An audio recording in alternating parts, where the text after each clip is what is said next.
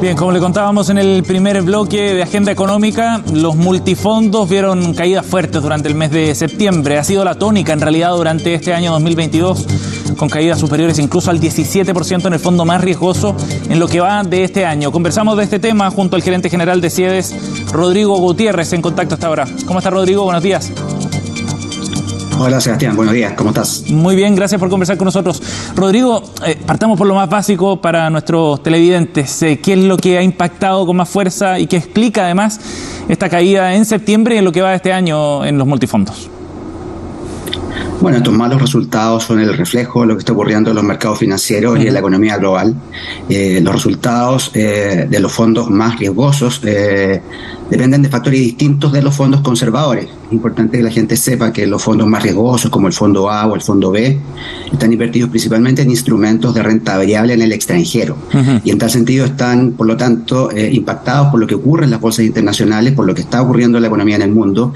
Y es ahí donde hemos visto cómo, por efecto de la incertidumbre, el conflicto en Ucrania, los procesos inflacionarios en los distintos países que están haciendo los bancos centrales subir sus tasas de interés, el fenómeno de amenaza, de recesión de China, la desaceleración de China en concreto, han afectado fuertemente a las bolsas durante el mes de septiembre.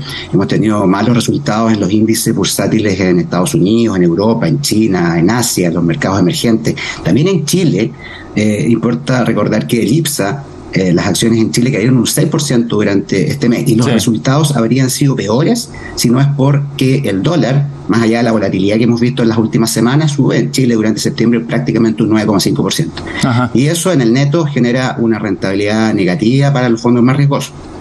Eso por el lado de los fondos más riesgosos. Los fondos conservadores invierten principalmente en instrumentos de renta fija en Chile, y eso depende básicamente de las tasas de interés locales que hemos sabido también que están en un proceso de alza también para contener las presiones inflacionarias en nuestro país, en un contexto de incertidumbre también, principalmente política, yo diría a propósito del término del proceso constitucional, pero del inicio de estas nuevas conversaciones para un acuerdo político, Rodrigo, para iniciar un nuevo proceso constituyente. Sí, ¿nos podrías explicar bien de qué manera influyen esos factores en el rendimiento de esos instrumentos de renta fija en los que están invertidos en los fondos menos riesgosos?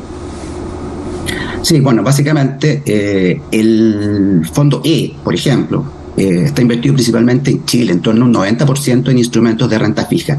Dicho en simple, bonos, depósitos. Y estos dependen básicamente de las tasas de interés locales.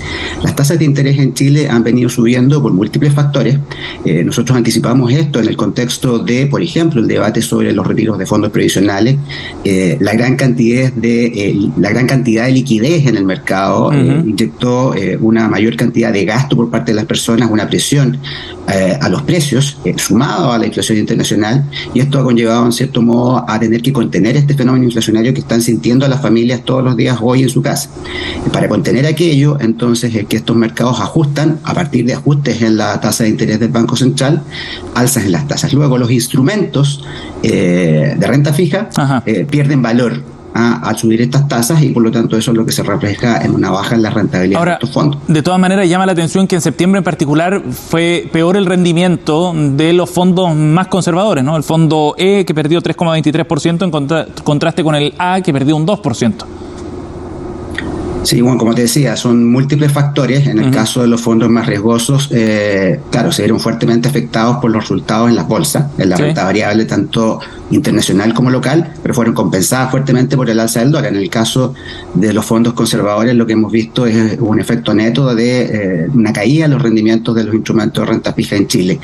Recordemos de que el fondo E venía subiendo durante este año, luego de un muy mal año. Recordemos que en el mes de octubre del año pasado nosotros anticipábamos de que el fondo E llevaba una pérdida acumulada de casi un 20%, absolutamente histórica, absolutamente excepcional, absolutamente fuera de todo lo esperado. Afortunadamente se recuperó algo parcialmente durante los últimos meses del año, con ello cerró un 13%, y durante estos primeros 6-8 meses del año había tenido un mejor rendimiento. Esto había impulsado incluso que muchas personas que habían postergado su trámite de jubilación lo hicieran durante este año, pero la verdad es que durante el mes de septiembre esto se revierte lamentablemente. El fondo E hoy día acumula una pérdida de enero-septiembre de menos 0,99%, y esto conlleva por lo tanto de que todos los multifondos entre enero y septiembre llevan pérdidas en el año. Sí, ahora evidentemente que para cualquier persona que ve estas cifras se asustan, ¿no? Independiente del fondo en el que esté, ver una caída tan fuerte y pérdida es muy impactante por la magnitud, fundamentalmente. Un 17% de pérdida promedio en el fondo A es algo que lleva a temor o miedo respecto a lo que pueda ocurrir. ¿Hay formas de protegerse respecto a estas variaciones desde el punto de vista de los multifondos y desde el punto de vista previsional? Bueno, la verdad es que la preocupación es absoluta y completamente comprensible, porque en esto están jugados los ahorros de las personas para sus futuras jubilaciones. La pérdida del fondo A que observamos durante este año es la segunda peor de la historia de los multifondos. Solamente tiene una mayor pérdida en el contexto de la crisis subprime del año 2008. Pero lo importante que hay que decirle a las personas es que el sistema de pensiones y los ahorros para las futuras pensiones siguen una lógica de largo plazo. Es decir, en el largo plazo, todos los multifondos tienen y tendrían que tener, y la evidencia estadística y la evidencia empírica sí lo demuestran, rentabilidades positivas. El fondo A tiene una rentabilidad promedio anual en los 20 años del sistema en torno al 6% anual, y el fondo E tiene una rentabilidad promedio anual en torno al 3%. Entonces son en esos horizontes largos en que hay que evaluar esto más allá de los vaivenes del mercado, y entonces alguien dirá con justa razón, bueno, ¿y qué pasa si yo estoy próximo a jubilar? Por tanto, aquellos que están en el fondo E, yo creo que ahí sí que tenemos efectivamente un problema, porque esas personas que están próximas a jubilar han visto mermados los ahorros que se utilizan para calcular sus futuras pensiones, y es ahí donde sí, entonces yo creo que valdría la pena hacer el análisis, buscar maneras de proteger estos saldos en momentos más cercanos a la jubilación, para que no ocurran estos eventos excepcionales que hemos estado viendo durante los últimos 2 años, concretamente el 2020 y el 2021, en que, y en ese sentido, ha tenido que postergar su trámite. Eso te iba a decir, en ese sentido sería conveniente quizás esperar un poco, si es que es posible, no, eso depende de la realidad individual de cada uno de los que está pronto a jubilar, pero postergar un poco ese trámite.